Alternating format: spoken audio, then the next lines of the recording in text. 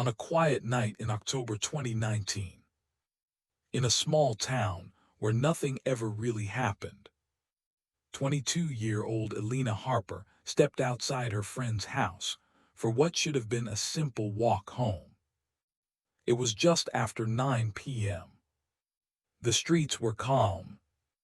The air was cold, but not unusual. Elena had been there for a few hours, talking, laughing. Nothing out of the ordinary. Before she left, she sent one last message. "I'll be home soon." A short walk. Less than 10 minutes. That was the plan. But Elena Harper never made it home. At first, nothing seemed wrong. Her friend assumed she arrived safely. Her family thought she was asleep. Hours passed, and no one noticed anything unusual. Until the next morning. Elena's bed was untouched, her phone unreachable. And suddenly, that simple walk didn't feel so simple anymore. Police were contacted later that day. They traced her last known location, just a few blocks away from her friend's house. A straight road. No hidden paths. No dangerous intersections. There were no signs of a struggle. No dropped belongings. No witnesses. Nothing. It was as if Elena simply vanished into the night. Surveillance cameras in the area were checked. One of them captured her, walking alone, calm, but something felt off. She looked over her shoulder. Not once, but several times, as if she felt something, or someone, behind her. But when investigators reviewed the footage, there was no one there. No shadow. No figure. No movement. Just Elena, walking and looking back at nothing. Days turned into weeks. Search teams covered every inch of the area. Forests, empty buildings, roads, still nothing. Her phone was never found. And without it, investigators were left with more questions than answers. Slowly, the case began to fade. Leads dried up, and Elena Harper became just another name on a missing persons list. But what no one knew, what no one could have imagined, was that the truth about that night had never stopped recording. But before anyone knew about the phone, there was something else investigators couldn't ignore. A message sent just minutes after Elena left her friend's house. It didn't seem important at first. In fact, it was almost overlooked, until someone decided to read it again. The message was short, simple, but deeply unsettling. "I think someone is following me." That was it. No explanation. No details. Just a feeling, written in a moment of fear. When her friend first received it, she didn't think much of it.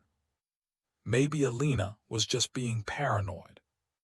The street was always quiet, dark but familiar, and Elena wasn't the type to panic easily.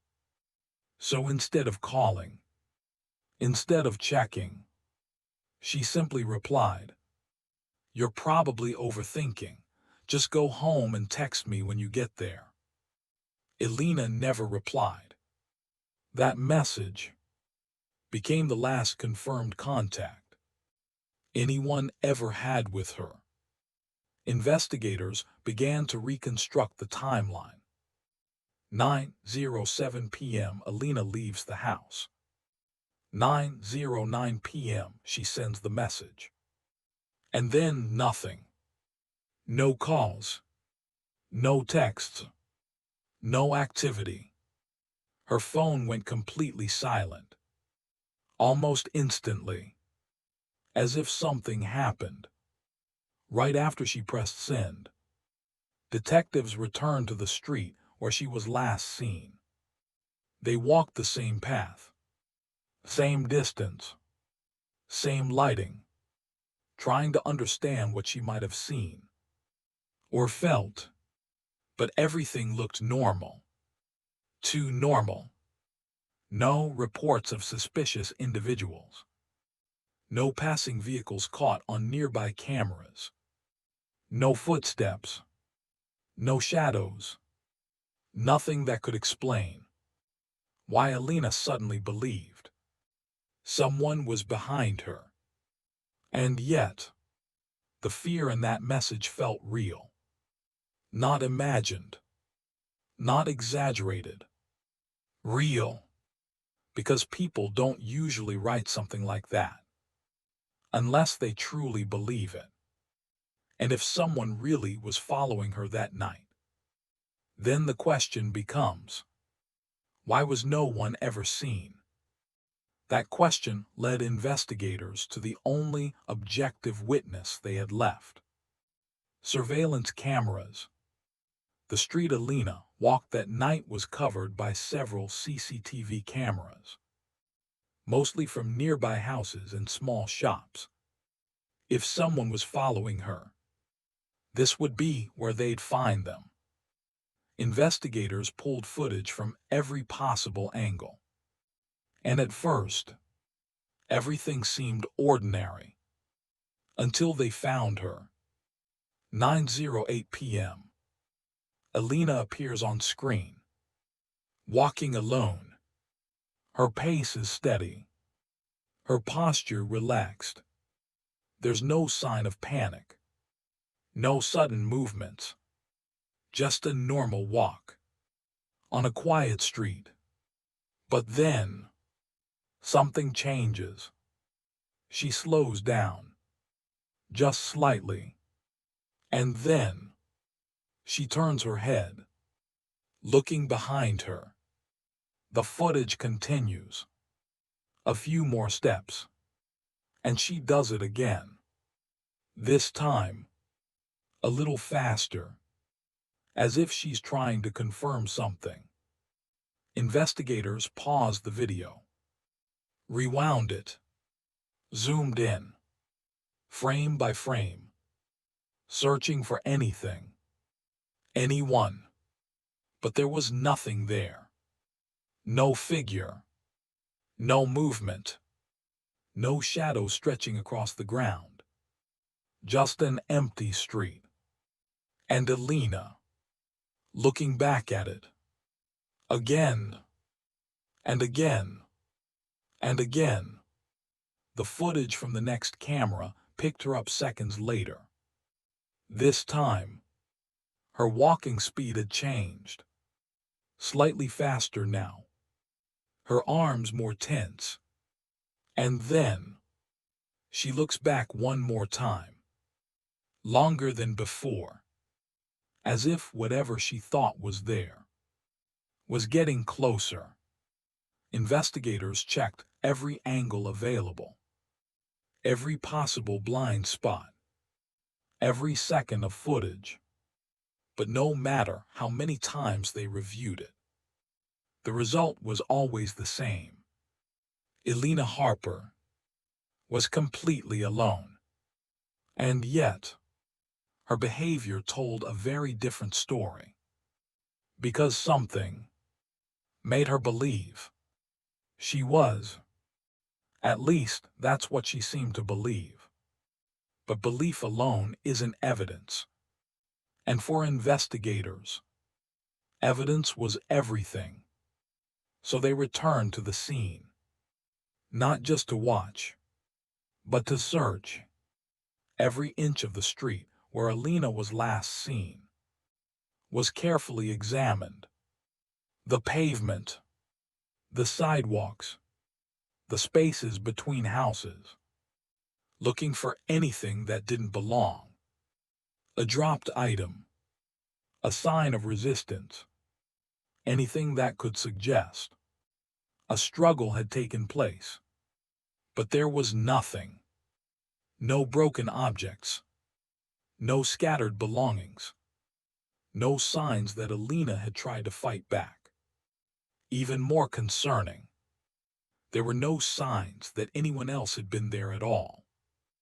No extra footprints, no tire marks appearing out of place. Nothing disturbed. It was as if the environment itself had remained completely untouched. And yet, a person had vanished. Investigators expanded the search radius. They checked nearby alleys, knocked on doors, asked residents if they had seen or heard anything unusual that night. But every answer was the same. No, no one saw her. No one heard anything. No scream. No footsteps running. Not even a passing car at the wrong time. Just silence. A complete absence of anything that could explain what happened. And then there was her phone. It was never found at the scene, which raised another question. If Elena had dropped it during a struggle, it should have been there. But it was, meaning one of two things had to be true. Either she left with it willingly, or someone else made sure it didn't stay behind. As the investigation continued, one unsettling possibility began to take shape. Because when there are no signs of a struggle, it usually means one thing. Elena didn't have time to react. And that was what made the case so disturbing. Because whatever happened that night, it happened fast. Too fast. In the days that followed, the investigation intensified. Search teams were deployed across the area. Officers, volunteers, even local residents, all working together to find any trace of Elena Harper. They searched the nearby woods, abandoned buildings, drainage systems, even areas that seemed impossible to reach on foot. Every possibility was considered. Every lead followed, but each one ended the same way.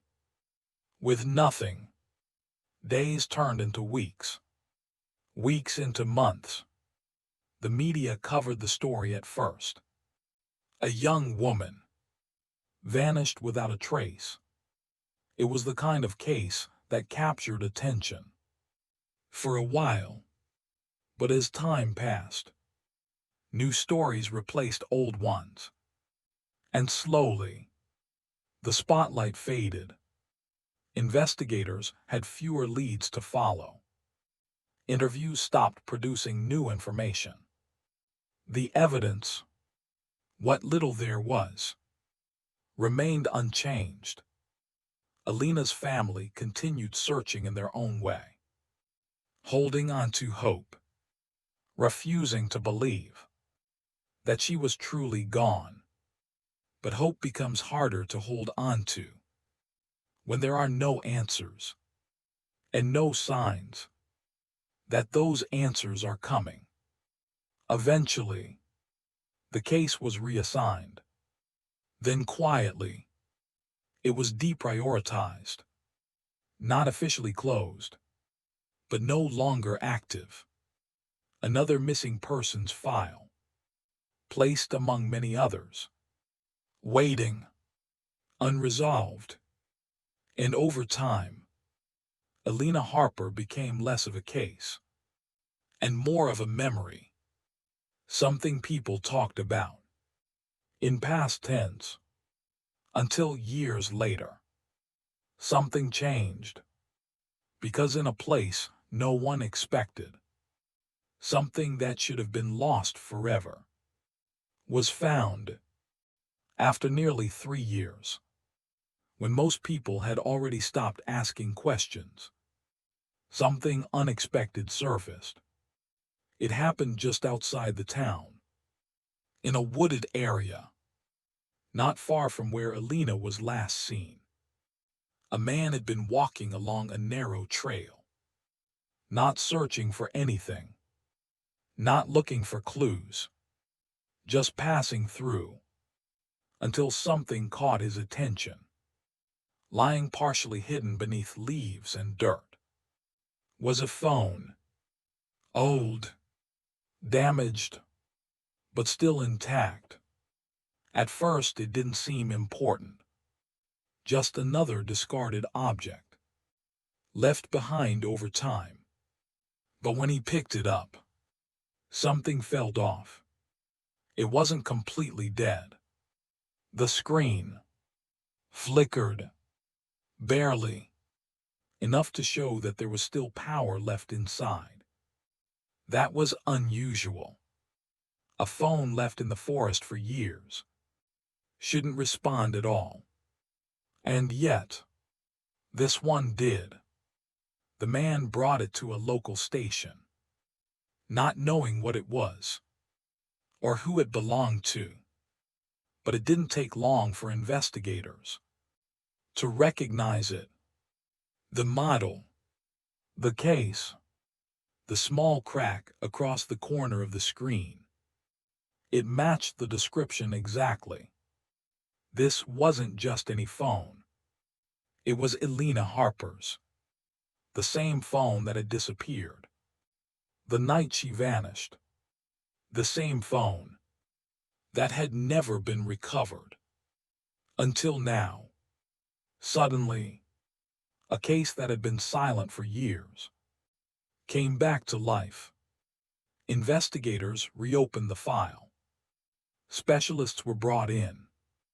The device was carefully examined, preserved, as if it held something fragile.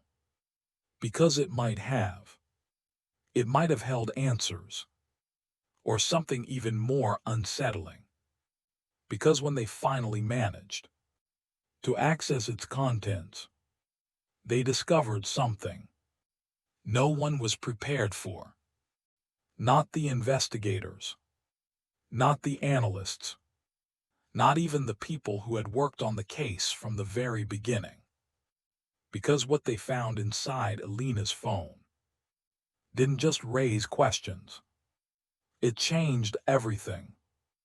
At first, the device was difficult to access. Years of exposure to moisture, dirt, and time had damaged most of its internal components. But not all of them. The storage chip was still partially intact, which meant some data could still be recovered. Specialists began extracting whatever they could. Photos, messages, fragments of activity. Most of it was corrupted. Broken files, incomplete data, pieces of a digital life that no longer made sense until they found one file that was different. A video, unusually large, nearly 7 hours long, with a timestamp that matched the night Elena disappeared. That alone was enough to raise concern. But what made it truly disturbing was the status of the file. It hadn't been closed properly.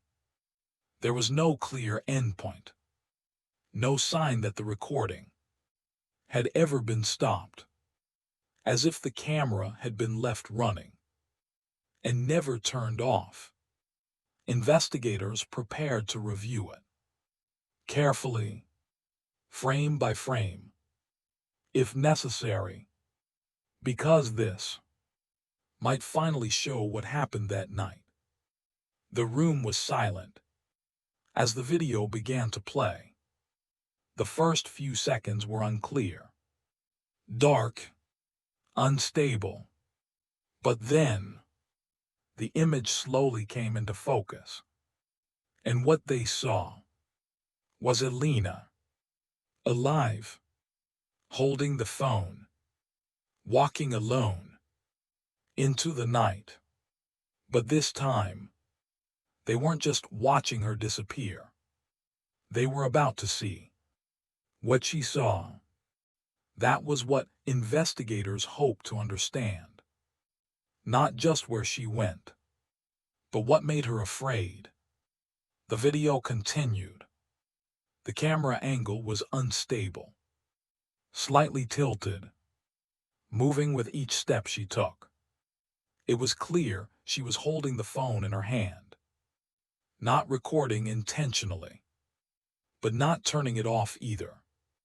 The street looked familiar, the same one seen in the surveillance footage.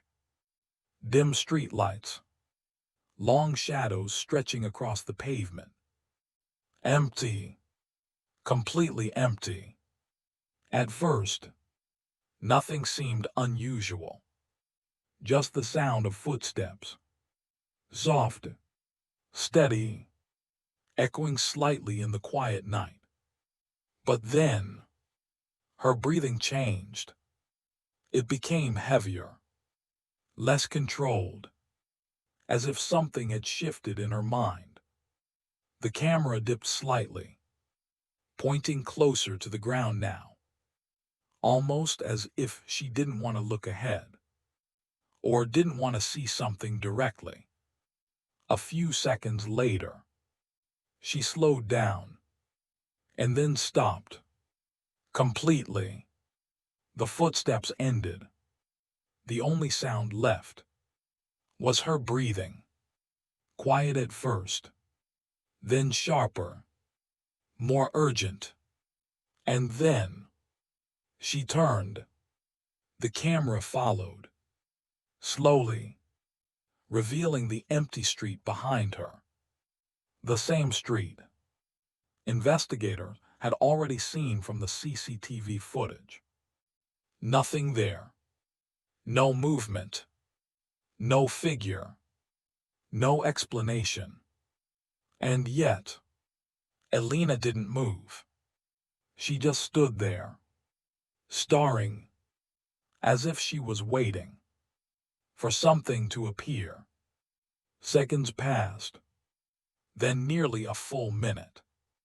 She still didn't move, until finally, she turned back around and started walking again. Faster this time, the sound of her footsteps no longer steady, but uneven, tense, and that was only the beginning. Because within the first hour of the recording, something else was about to be heard. At first, investigators almost missed it. The audio quality of the recording wasn't perfect. Wind interference, footsteps, breathing, all of it layered together, making it difficult to isolate anything clearly. But around the 43-minute mark, something changed.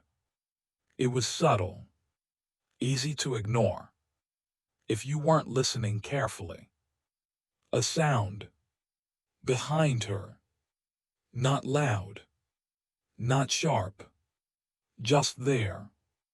Investigators paused the video, rewound it, played it again, and again, each time focusing only on the audio, filtering out everything else. And slowly, the sound became clearer. It wasn't the wind. It wasn't her footsteps. And it definitely wasn't her breathing. It was something else. Something separate. A voice. Faint. Almost like a whisper. Too low to understand, but too distinct to ignore.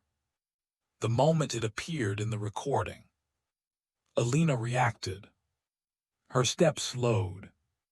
Her breathing stopped for just a second. And then, she turned her head. Quickly this time. Not like before. This wasn't curiosity. This was fear. The camera shifted as she looked behind her.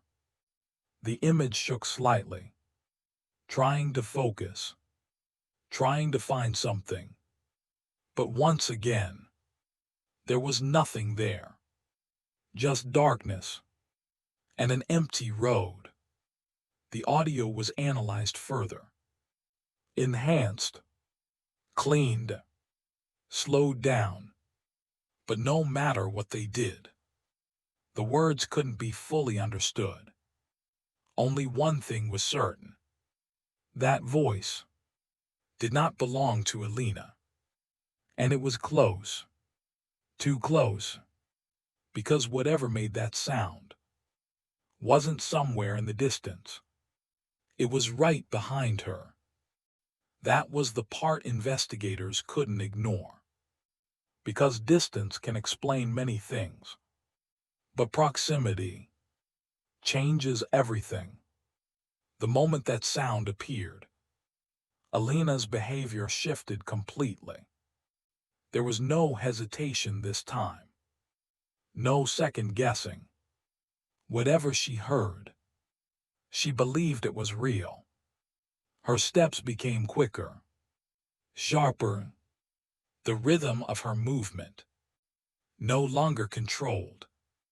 And then, she started running. The camera shook violently now. The image unstable, bouncing with every step. Streetlights blurred into streaks of light. Shadows stretched and distorted across the frame. Her breathing grew louder, faster, almost panicked, as if she was trying to outrun something she couldn't fully see. The audio picked up everything. Her footsteps hitting the pavement, the uneven rhythm of her stride, the sound of air being pulled in. Too quickly, too sharply, and then something else. Another set of sounds, faint at first, but gradually becoming more noticeable. Not synchronized with hers, not matching her pace, slightly delayed, as if something was following. Investigators replayed that section repeatedly, slowing it down, isolating the audio, trying to determine whether it was real or just distortion. But the pattern was consistent. There were two sets of movement. One, clearly Elena, and the other, something else. The footage continued for several more minutes. Elena didn't stop running. Not once. Not even to look back again. As if she already knew. Whatever was behind her was still there and getting closer. Because eventually, the environment around her began to change. The streetlights disappeared. The pavement ended. And ahead of her, there was only darkness. Because without slowing down, without hesitating, Elena ran straight into the forest. And from that moment on, everything changed. The sound of her footsteps shifted immediately, no longer echoing against pavement, but muffled, absorbed by dirt and fallen leaves. The camera struggled to adjust. The light from the street behind her faded quickly, replaced by darkness, broken only by fragments of moonlight. Slipping through the trees, branches appeared in the frame, passing too close, sometimes striking the lens, leaving brief smears across the image. Her breathing was louder now, uncontrolled, each inhale sharp, each exhale uneven. She didn't slow down, not even for a second, as if stopping wasn't an option. The deeper she went, the quieter everything else became. No distant traffic, no voices, no signs of the town she had just left behind. Only the sound of her movement and the space around her. Wide, empty, and completely isolating. But then, that isolation began to feel deceptive. Because even in that silence, there was still something else present. The second set of sounds hadn't disappeared. If anything, they were clearer now. Not loud, not aggressive, just consistent, following, matching her direction, even when her path became uneven. Investigators mapped the terrain later. The area she entered wasn't a marked trail. There were no clear paths, no reason for anyone to be there at night, which raised an unsettling question. If Elena had no idea where she was going, then how did whatever was behind her keep following so precisely? The footage became harder to watch, not because of what was seen, but because of what wasn't. There were no visible figures, no clear movement, beyond Elena herself. And yet, the sense that she wasn't alone became impossible to ignore. The recording continued, deeper into the forest, darker with every step, until eventually, something new entered the audio, something closer than before, and far more deliberate. That was what made it different this time. The earlier sound could still be questioned. Interference, distortion, something explainable. But this was not. The audio shifted subtly. Elena was still moving, still running through the forest, but her pace had begun to break. Slower now, less controlled, as if exhaustion was catching up to her. And in that moment, it happened again. The sound returned, but this time, it wasn't behind her. It was closer, much closer. Investigators isolated the audio segment, amplified it, reduced the background noise as much as possible. And what remained was unmistakable. A whisper, not loud, not rushed, calm, controlled, as if it didn't need to hide. The words were still unclear, broken, fragmented, slipping in and out of the recording. But the tone, the presence, was undeniable. It wasn't random. It wasn't environmental noise. It was intentional. And it was directed. Because the moment it appeared, Elena reacted instantly. Her body stiffened. Her movement stopped. Completely. The camera froze in place, pointing into darkness. Her breathing, almost silent now, as if she was trying not to be heard. Seconds passed. No movement. No sound, except the faint echo of that whisper, still lingering in the recording. And then, very slowly, the camera began to turn. Not quickly, not in panic, but carefully, as if she already knew. Something was there. and she wasn't sure if she wanted to see it, because whatever had been following her was no longer keeping its distance. It was right there, close enough to whisper. That close, closer than anything should have been. The camera continued to turn, slowly revealing the darkness behind her. Shapes of trees, uneven ground, shadows layered over shadows, but nothing clearly visible. Nothing that explained what she had just heard. For a moment, everything stood still. Elena didn't move. The camera didn't move. Even the sound of her breathing seemed to fade, as if the world itself had paused. And then it happened. A sudden shift. The frame jolted violently. The camera dropped, hitting the ground with a sharp impact. The image spun before settling at an angle, half of the frame buried in dirt and leaves, the other half pointing outward into the forest.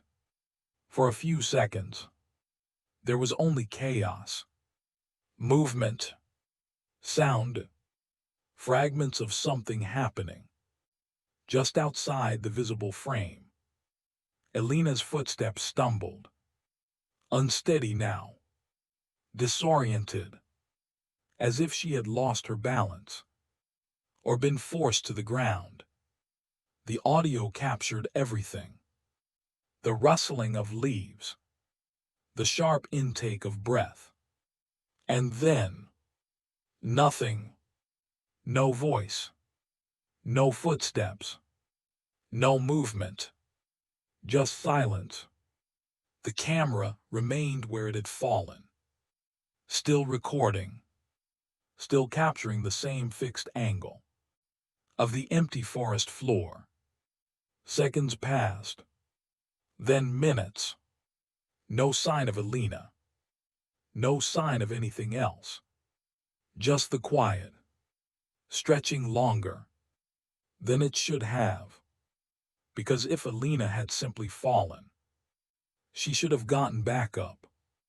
If she had dropped the phone, she should have come back for it. But she didn't. And whatever had been close enough to whisper was now completely out of sight, leaving behind only one thing: an empty frame that refused to explain what just happened. That was the question no one could answer. Because after the fall, the recording didn't stop. It continued, unchanged, uninterrupted. The camera remained fixed on the ground, slightly tilted, showing the same patch of dirt, leaves, and darkness beyond. Minutes passed, then more. The timestamp kept moving, but nothing else did. No footsteps returning, no voice calling out, no sign that Elena was anywhere near the phone. Just silence, a silence that felt unnatural, because forests aren't supposed to be that quiet. There should have been something. Wind through the trees, insects, distant movement. But the audio captured none of it, as if the environment itself had gone still. Investigators noted the duration carefully. Nearly an hour passed, with no visible change. The same frame, the same silence, over and over again. It became difficult to watch, not because something was happening, but because nothing was. And then, something changed. At first, it was barely noticeable. A shift in the darkness, at the edge of the frame. Subtle, almost imperceptible. Investigators paused the video, rewound it, focused on that exact moment. And there it was. Movement. Not from the camera, not from the environment. Something entering the frame.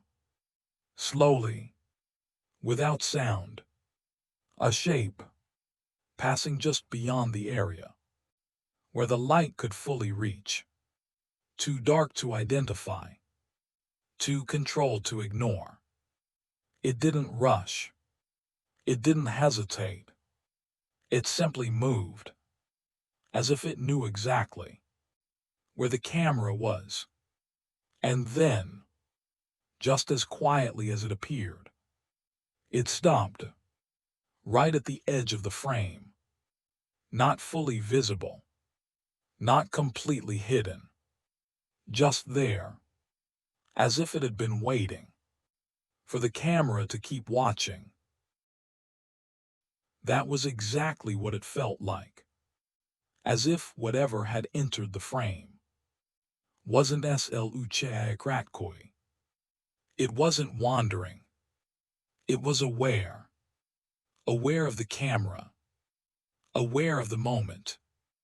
And possibly aware that it was being observed. Investigators replayed that segment repeatedly, slowing it down, enhancing the contrast, trying to separate shape from shadow. But the more they analyzed it, the less clear it became. It didn't have a defined outline, no visible features, no clear form that could be identified as human or anything else. Just a presence, occupying space where nothing had been before. And then, the audio changed. Again. At first, it was faint, almost blending into the silence that had dominated the recording for so long. But as the seconds passed, it became clearer. Footsteps. More than one. Not Elena's. Not the same pattern as before. Different. Slower. Heavier. And deliberate. They didn't sound like someone running or chasing. They sounded controlled, measured, as if there was no urgency at all, which made it even more unsettling, because whatever those footsteps belonged to wasn't in a hurry. It didn't need to be. The movement at the edge of the frame shifted slightly, not forward, not backward, just enough to confirm one thing. It was still there, still within reach of the camera's view, but choosing not to fully reveal itself. And then, another detail emerged, something investigators hadn't noticed before. The spacing between the footsteps. There wasn't just one pattern. There were multiple, overlapping, moving independently, which led to a conclusion that no one in the room was ready to say out loud. Because if the audio was accurate, then whatever had been following Elena, she wasn't running from just one thing. She was never alone. And the audio made that impossible to deny. Multiple sets of footsteps, moving at different rhythms, all within the same space. But then, something changed again. The footsteps faded. Not completely, but enough to become background noise. Replaced by something else. Something much closer. Much more immediate. Breathing. Slow. Heavy. Controlled. It didn't match Elena's. Her breathing had been fast. uneven, driven by panic. This was different, steady, measured, as if whatever was producing it wasn't afraid. Investigators increased the volume, isolated the frequency, and what they heard next confirmed their worst assumption. The sound wasn't coming from a distance. It wasn't echoing through the forest. It wasn't carried by the wind. It was right there, next to the microphone, close enough to be recorded, with unsettling clarity. Each inhale, drawn slowly. Each exhale, deliberate, almost calm. The camera still hadn't moved, still pointed at the same empty ground, the same patch of darkness, where nothing could be clearly seen. And yet, the audio told a completely different story. Something was there, standing near the phone, close enough to touch it, close enough to know it was recording. Seconds passed, then more. The breathing didn't stop. It didn't move away. It stayed, lingering in place, as if observing, listening, waiting. And then, something shifted in the frame. Not far away. Not at the edge this time. But closer. Much closer. Because for the first time, something began to enter the light. Slowly, almost carefully, as if it understood exactly where the edge of visibility was. The camera remained still, unmoving, fixed on the same angle it had held since it hit the ground. But now, that stillness made everything clearer, because whatever was there was no longer just a sound. It had presence, a form. At first, it appeared only as a distortion in the darkness, a shift in contrast, something slightly darker than the shadows around it. But as it moved closer, the outline began to take shape. Tall, upright, standing at a distance, just beyond full visibility. Not fully revealed, but no longer hidden. It didn't move like someone searching. It didn't look around. It didn't hesitate. It simply stood there, facing the camera, directly. The breathing continued, slow, controlled, unchanged, as if the presence on screen and the sound in the audio were the same thing. Investigators enhanced the footage, adjusted brightness, increased contrast, tried to pull detail from the darkness, but every attempt led to the same result. No face, no features, no identifiable characteristics, just a silhouette, a shape that resembled a person, but lacked everything that would make it one. And then, it moved, not forward, not away, but slightly to the side, just enough to remain within view, without ever fully stepping into the light, as if it was choosing how much of itself to reveal. Seconds passed, then longer. It didn't leave. It didn't approach. It just stood there, watching, because whatever it wasn't sluchakrakoi. It wasn't passing through. It was aware, and it knew exactly where the camera was, because in the next moments, The recording itself began to break.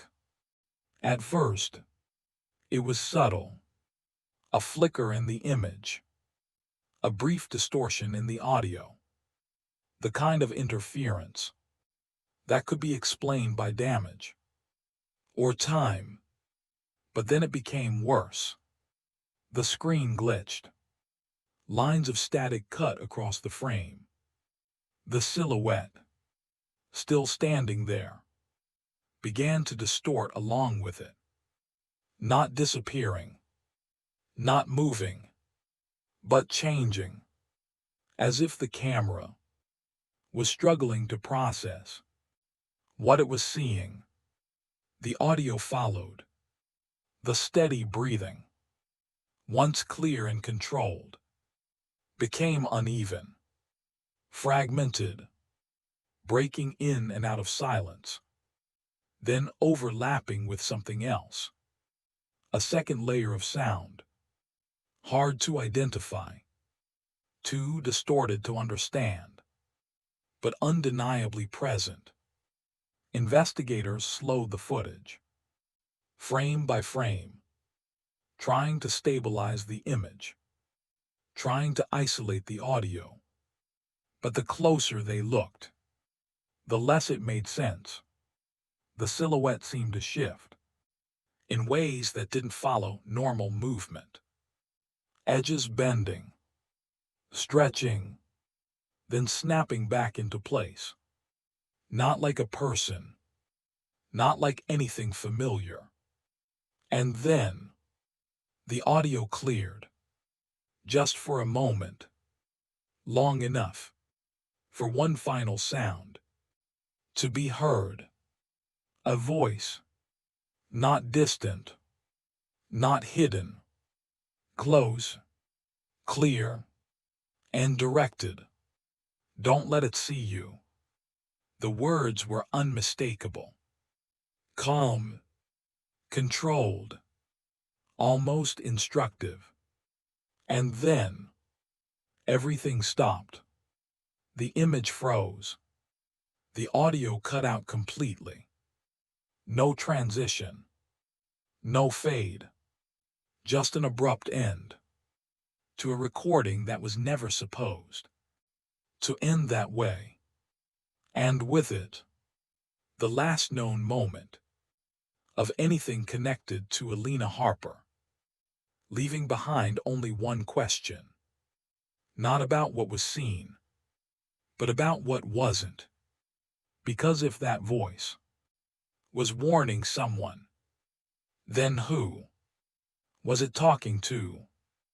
That question stayed with investigators long after the recording ended. Because for the first time, they weren't just dealing with a disappearance. They were dealing with something they couldn't explain. The discovery of the phone reopened the case immediately. Search teams were sent back to the forest, this time with a much clearer focus. They mapped the area where the phone had been found, analyzed the terrain, cross-referenced it with the footage, trying to pinpoint where Elena might have gone. After the camera fell, they searched everything again. The ground, the surrounding area, even beneath the surface, looking for anything that could finally give them an answer. But just like before, they found nothing. No remains, no clothing, no personal items, no indication that Elena had ever been there. Beyond the phone itself, it didn't make sense. If she had collapsed, she should have been nearby. If she had been taken, there should have been signs. But there were none. The forest offered no explanation, only more silence. Investigators expanded the search further, beyond the original location, deeper into the surrounding land. But the result never changed.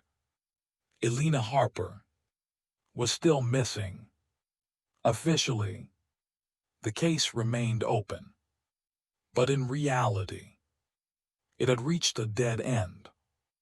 The video was analyzed repeatedly by different teams, different experts, each one trying to explain what had been seen and what had been heard, but no single conclusion was ever agreed upon. Some believed it was human, someone following her, someone who avoided detection. Others believed the footage had been misinterpreted, that fear had shaped what people thought they saw. And then there were those who didn't offer an explanation at all, because for them, the most unsettling part wasn't the video. It was the absence of everything else. No evidence, no body, no conclusion, just a recording that ended without answers, and a person who was never found. And in the end, that became the only thing everyone could agree on. Elena Harper disappeared and never came back. No confirmed sightings, no recovery, no explanation, just a timeline that stopped and a recording that didn't. Over time, the case became something else. Not just an investigation, but a story. One that people revisited, reanalyzed, debated, trying to understand what really happened that night. Some focused on the message, the moment she said someone was following her. Others focused on the footage, the empty street, the repeated glances behind her, as if she could sense something that no one else could see. And then there was the recording, the 7 hours, that changed everything. The voice, the footsteps, the breathing, the figure in the dark, all of it captured, but never explained. But among all the theories, all the interpretations, one detail remained impossible to ignore. The recording itself, because it didn't end. When Elena disappeared, it didn't stop. When the camera hit the ground, it continued long after she was gone. Which leads to a question that has never been answered. Not by investigators, not by analysts, not by anyone. If Elena Harper vanished that night, then who was still there, recording? And more importantly, what was it trying to show?